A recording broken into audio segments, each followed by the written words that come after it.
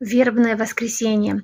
Почти 2000 лет назад в этот день Иерусалим встречал Иисуса Христа как своего царя, как Господа. Они постилали одежды перед Иисусом, бросали ветхие деревья перед Его ногами и кричали: «Благословен грядущий во имя Господне, Осанна вышних». И через несколько дней эти же люди предали Господа на распятие. Об этом дне пророчествовал пророк Захария в 9 главе, говоря, что Иерусалим будет торжествовать, ликовать об этом дне, потому что пришло спасение.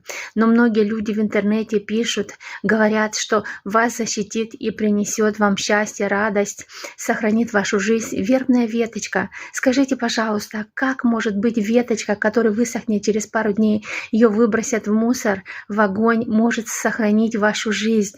Не слушайте лжепророков, слушайте пророков Божьих, которые говорят, что спасение ваше в имени Иисуса Христа.